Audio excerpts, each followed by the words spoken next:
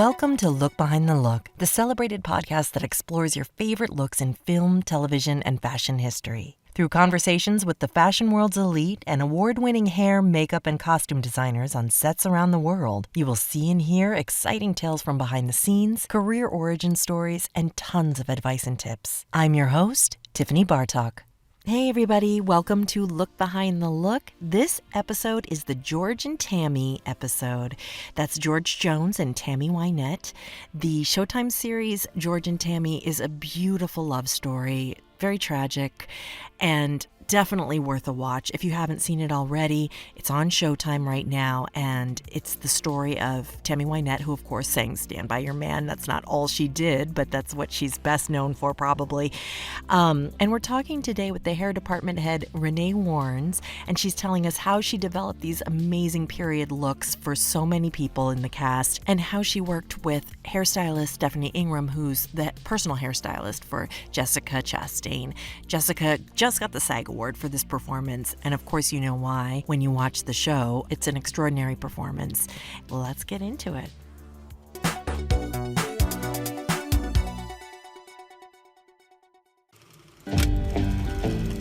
Here's what I'll say. There's something about having a number one hit. It does something to a person. After your first number one, can't wait for the next one. Put your hands together for George Jones! You live in a fast world. Fast is the only speed I know. Miss Tammy Wynette. Mm-hmm. Will you make me an honest man? You make me an honest woman. You bet. The Jones solo stuff is flatlining. I should have done more to stop it. You can't stop her unless her beauty. You can't bear happiness. Nobody wants me happy. I do. Hi Renee, how are you? Great. Hi. I'm so excited to have you on, and thank you so much for all the scheduling. I know how busy you are. You just came off a show just now, right? Or are you doing yeah. it? Which No, one I is it? just wrapped a show last week. We did a show with Mark Wahlberg and his team, so that was fun. That was something totally new, and with some other cast members that I'd worked with before, and of course a great crew. And so just got back from Las Vegas and doing something out there. I know we started in Atlanta and we finished in Vegas, so that was something really special. You're like, that was, let me think. I'm like, that was exhausting. There was a lot of energy. I was so glad to be home. It was special. Telling the truth, of course. Well, we're talking today about George and Tammy, which is a beautiful, beautiful series. Congratulations. It's absolutely gorgeous and special. I've had Linda Wells on the show, and she is amazing. And she's Jessica Chastain's personal Oscar award winning. And Jessica Chastain is in this. And so I was really anticipating it. And the work is just gorgeous. So I just want to ask how the project came to you first and foremost, and just tell me all about it. Just right time, right place, right people. Like so many things in this business. I was in Wilmington, North Carolina, wrapping another show and had just finished that. And I loved it there. I'm usually based in Atlanta, and I thought, I really want to stay. I really would love to stay, keep working here. And I started looking around and talking to colleagues, and realized that I had a colleague, Adrutha Lee, who was I love Adrutha. Yes, and she was over there on George and Tammy, and they had just started. They were just a few days in, and I said, hey, do y'all need any help over there? And she was like, yes, you start, this day. Like, she was very like, yes. So when I got there, I found out that she was stepping away from the show and just literally set me up for success and suggested that I take it over, and which I did. And so then I just stepped in and was able to keep going with the rest of the show. I think they did about 8 days before Christmas and then wrapped. So it was over Christmas break that I got involved. So I just jumped in, hit the ground running, trying to catch up with everything. But it was such a great story and such a great casting crew that they really made it easy.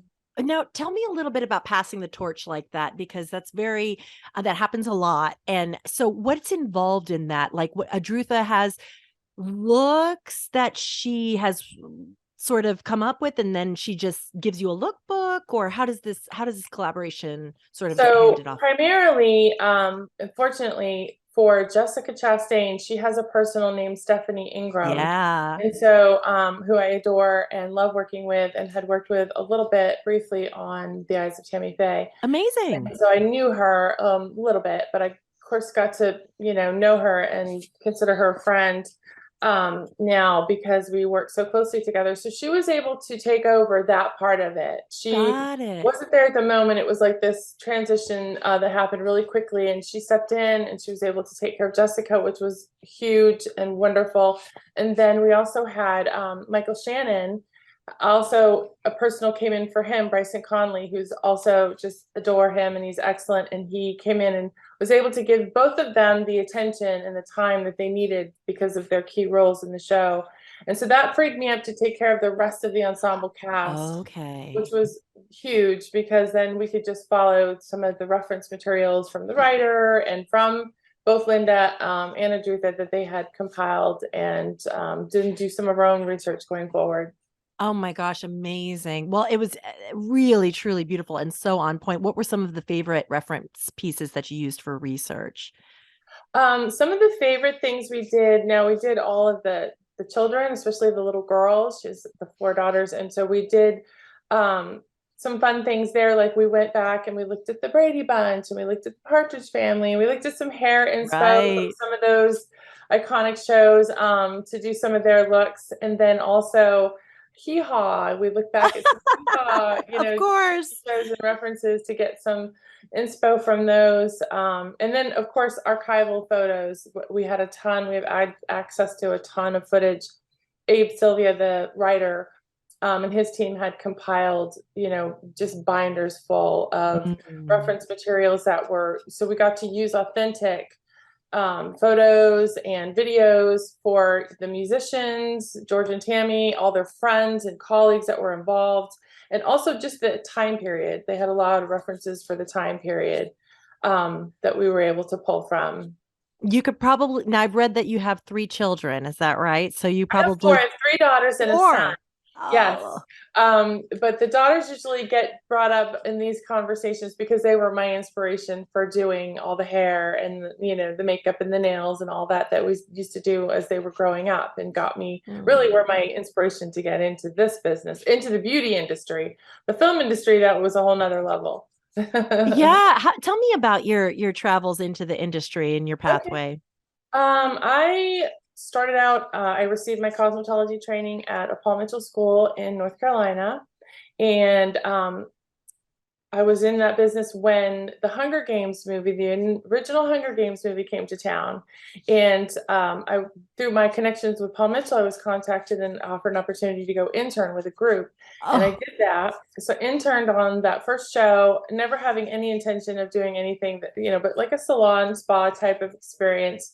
And got in there and just connected with the hair department head, Linda Flowers, who's my mentor. And she just took me under her wing, showed me the ropes. I worked really, really hard. So they kept asking me to come back. And I worked for 2 months straight, one hot summer, and learned all these cool things about the industry. And I just thought, that was a once in a lifetime experience, and stayed into the end and helped her wrap out her trailer. And she showed me how to get everything closed up. And then she got in her rental car and drove off. And I thought, well, that was cool. Or, do that again.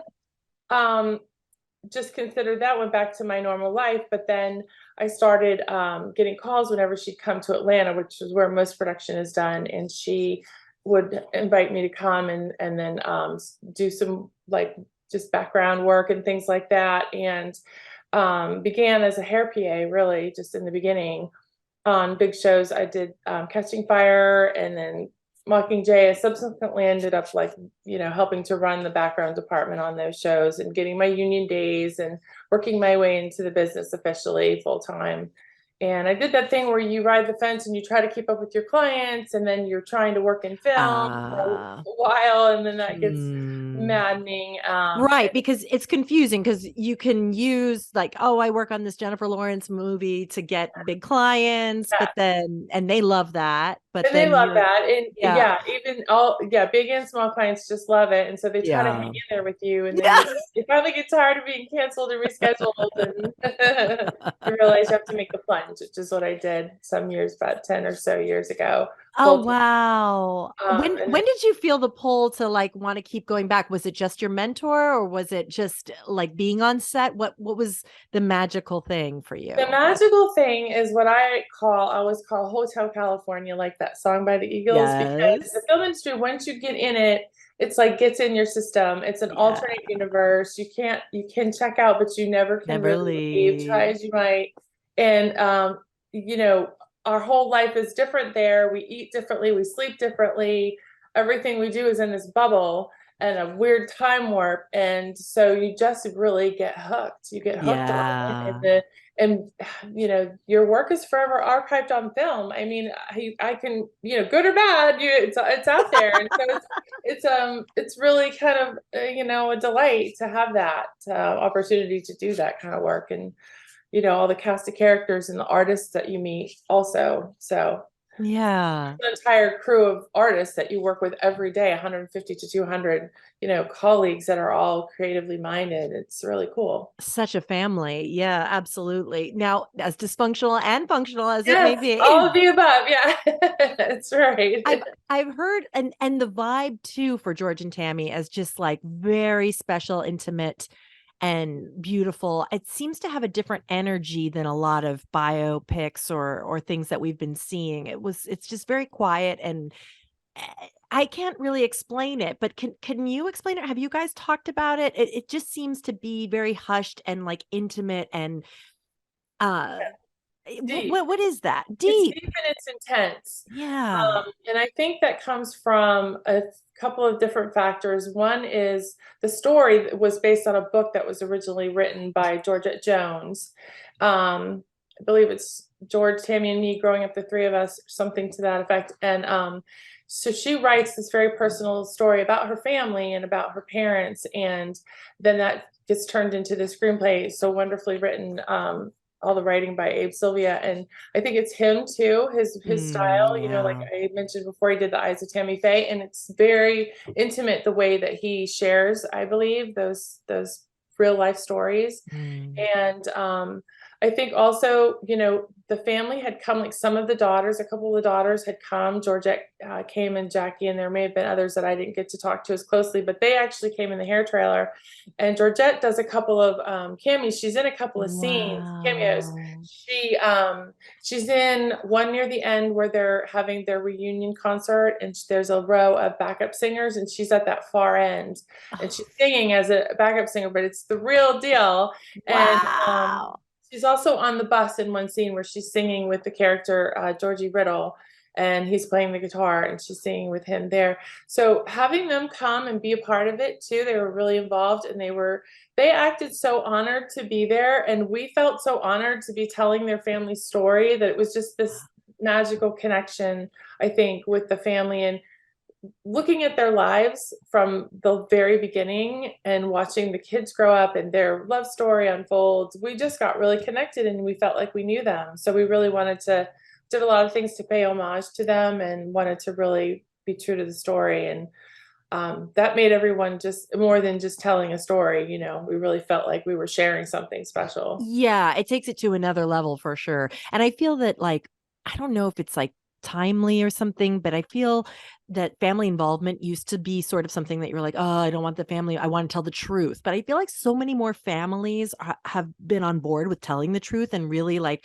not being embarrassed of like, you know, things that happened and like telling an honest Every story. family has a story. Yeah. It'd be really hard pressed to find one that doesn't. And so I think you're right. It's just being honest and real and genuine and authentic. Yeah. We're all in the same big boat of life together. So, It's true. you know, It's true.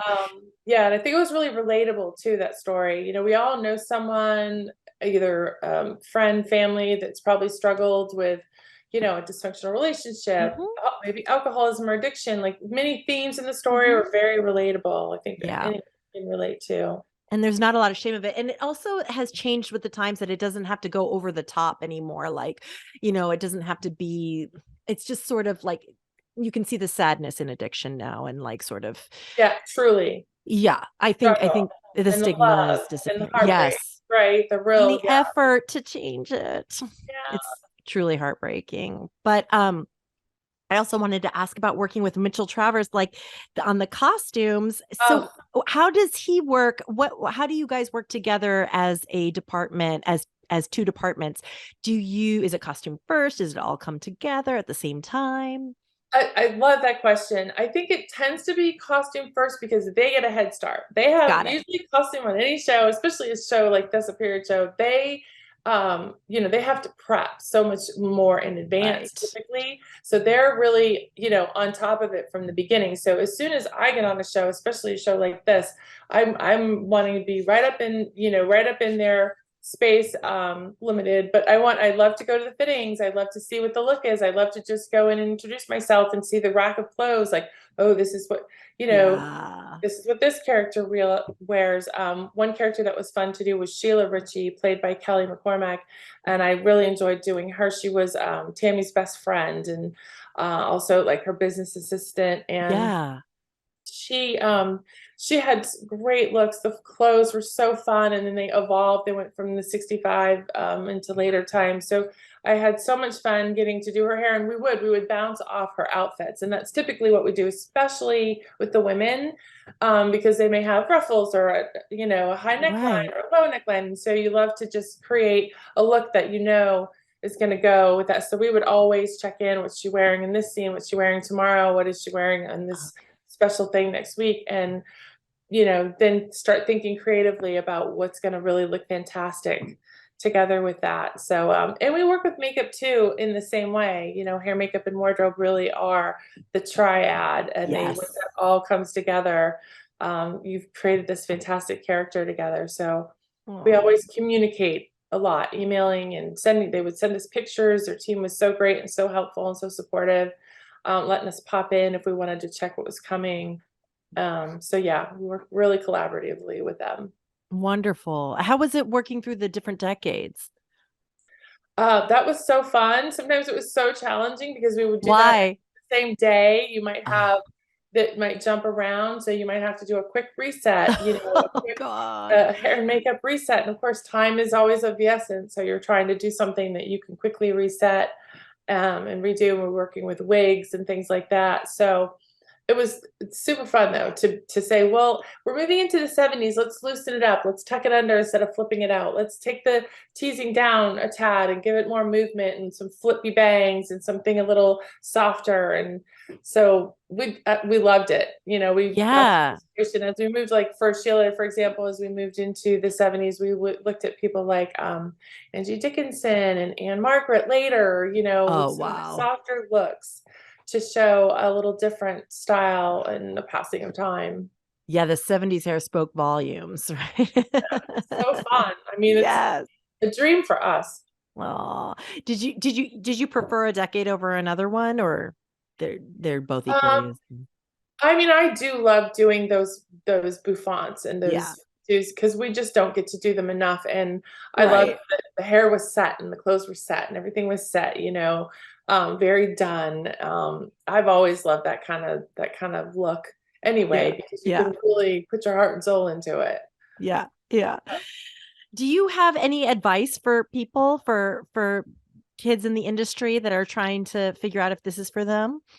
Yes, I would say to if you are a cosmetologist or in the beauty industry and you want to get into it, then I would look at independent films, like join a local independent film, go on social media, look at the independent film teams that might be in your area, especially if you're in a city. But even if not, you can do local theater is also a great way to get in behind the scenes and to work on looks, volunteer, start out, be willing to just work on your time off as a hobby, where you could just go and learn from people. And the harder you work and the more willing you're able to do just anything that needs to be done, the more opportunities you're going to get. I always say the secret to my success is being able to follow directions. Like if you can just do what's asked of you, which is what I did in the beginning. I had no real agenda or plan for myself. So I was like, this is great. You need this, you need that. And the first thing they did, I think, was put me on massive continuity for like hundreds of background. They actually would fit them in prep for those capital city looks on that show. Yeah. And I just was like printing pictures, making notes, taking them to the costumer, getting the look approved, taking it back to the stylist, telling them, what adjustments, if any, needed to be made. And that simple thing taught me that that's something I do on every show now as a department head. I always have to be looking at continuity, working with the costume department, working with the other departments. So don't think too much about, I only want to do this one thing. Just get into it. Get your feet in. Try to just do anything you can in that creative arts industry. And I think you'll find success in it if you just stay at it. Takes time.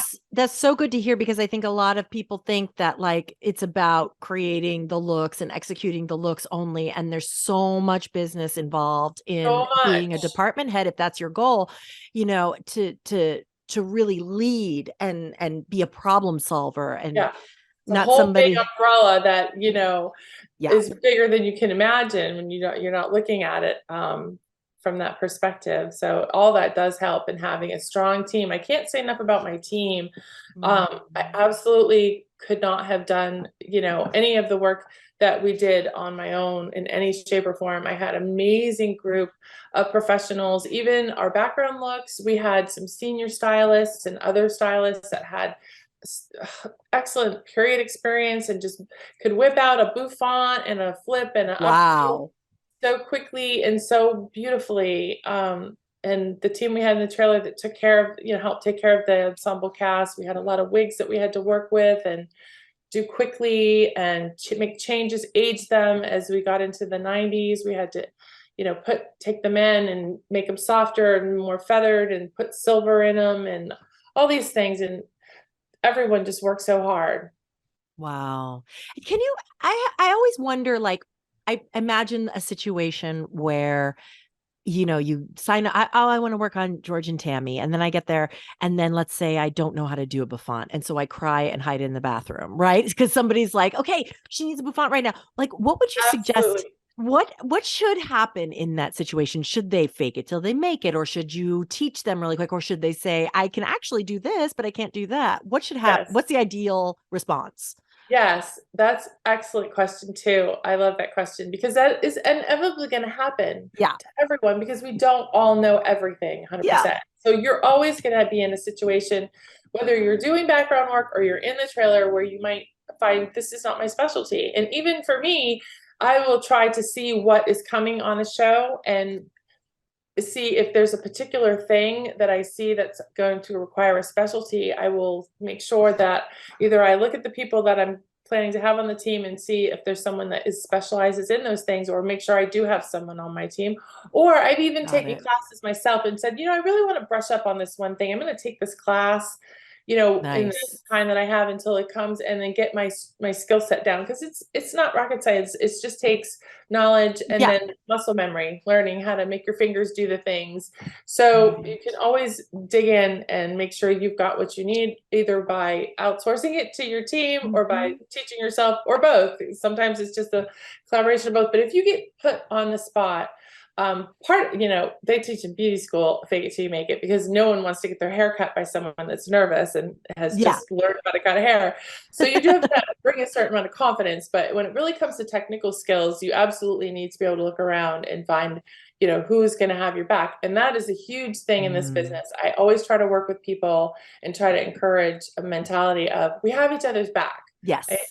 We absolutely do. So let's just talk about it. Like, it's not a big deal. And we don't need to go hide in the corner, because that is a temptation. And there's a lot, sure, in the business period, but, don't be afraid to ask for help and try your best. Like, I like what you said, like, I know I can do this, but I get stuck here. And then we learn from each other constantly in our industry all the time. We're always saying, oh, that's a great trick. I never saw that. Or look at something. I've had people, senior stylists, so many. When I say senior, I don't mean senior citizen. No, I no, mean no, no. more advanced, older or more senior stylists. I've had, especially when I started out, they would say, can I show you something? They would see me maybe struggling with a thing and trying to really do my best. And can I show you something? And just teach me just Right. in 10 Be minutes. receptive to that. Yes. Yeah, yes, Mhm. exactly. Right, right. That's Yeah, great be open to advice. learn. That's Yeah. great advice. It's everything. It's the way we get where we are, none of us just are born knowing it. We have to learn somewhere from someone. So Yes. I know that darn ego. Just got yeah. told to calm I think we down. do get embarrassed when we feel threatened and we feel that we may be disrespected or, Mm, treated differently if we admit that we're struggling. So mhm. it's just, it's who you surround yourself with. And also, everyone makes mistakes. And so maybe if someone has disrespected or I've disrespected someone, I'm always trying, if I know, I'm always trying to, quickly apologize. Like, Right, there's no need to be upset. Just, I'm right. so sorry. I didn't realize, let it go, move on. It's just Not a lot of time to have that carrying out through the whole 14-hour day. exactly. And yeah, exactly. Don't let it come between, you and a great team. Right. One team, one We're dream. lost without them. We're all lost without our team. Truly. Yes, So. yes. Renee, thank you so much for talking to me today. And everybody, if you haven't already, please check out George and Tammy on Showtime. It's going to be up for a lot of Emmys. I just know it. And it's a Yay. beautiful watch. So Thank you. Thank you. It was until a pleasure next to work on it, time. and it was a pleasure to speak with you. Thanks, Renee. Okay, bye, Tiffany. Look Behind the Look is a Vinyl Foot production, written by me, your host, Tiffany Bartok, produced by Jace Bartok, edited by Evan Rivard. If you're interested in learning more, find our video version on the YouTube channel, Look Behind the Look Podcast. There you can see rare photos and clips from our guests. And please follow us on Twitter at LookBehindPod and Instagram at LookBehindTheLook. If you like the show, please rate, review, and subscribe. And tell your friends and spread the word. You can subscribe to us on iTunes or any podcatcher of your choice. Thanks for listening to Look Behind the Look.